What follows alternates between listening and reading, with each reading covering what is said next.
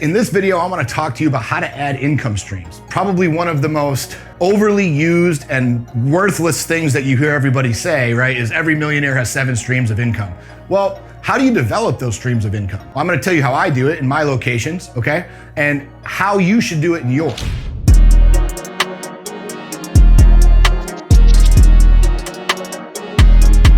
So the first thing is you have to have a main thing. Okay, so in our instance, we started with gyms. Then from there, it was, well, what other problems do our clients have that we could solve in-house? The first thing was supplements, right? Supplements and merchandise. Easy things to solve, right? You can get shirts, you can have them custom made. People love to wear your gear. If you have a great brand, people love to represent that brand. It's not a ton of money to go get, and it's also, you don't make a ton of money. It's not gonna be a gamble that you're gonna take and it's not gonna destroy your business. With supplements, we added a lot. It's a huge investment for us, especially when you're initially starting out because of the quantities that you have to buy. That being said, we were able to not only bring all those sales in-house, but we were able to stop outsourcing all those sales, which ended up turning into over 15% of our revenue per location on average. So I want you to think about that. We added 15% revenue to our locations just by adding that stream of income. And what was happening was our clients, we would tell them what they need. They would go out to these other supplement stores.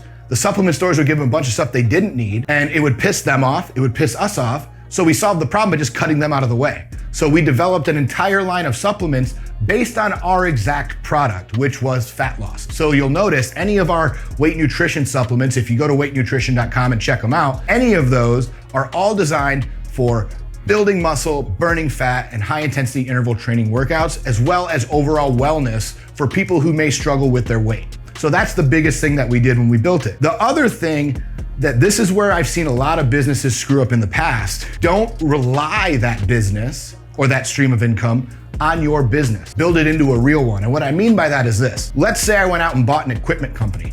There was another huge franchise in the boutique fitness space that just did this, and they're getting hammered for it, okay? And I don't want this to happen to you. So what they did is they went out and bought an equipment company. Sounds really smart if you own a franchise of gyms, right? If you own the equipment company, now you can make all your own equipment, you can sell it to your franchisees. But the problem is, what if you stop franchising? Or what if nobody's buying?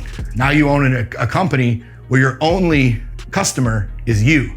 And if you have a bunch of loans out or you grew too fast, well, now you're gonna be in that BK range and you don't wanna declare bankruptcy. So if you're going to go into a stream, unless it's obviously clothing, because that doesn't cost you, but even like supplements, our weight nutrition company is not contingent on my gyms to be successful. Is it a huge part of our portfolio right now? 100%. But we're trying to continue to build it every single day into its own unique business. So that way, should anything happen with franchising, whether it slow down or speed up, or should we need to pivot, it's still its own company, its own entity, and all of those things combined. And then the last thing that I wanna tell you when you're adding streams of income and you're building these real businesses is this is gonna allow your teammates and the people on your team to have opportunity inside of this new company. You pay people as you grow. You don't just hire people to do a job that there's no business for. As your sales increase, you can add more time for your current employees at your main business to be a part of this new business.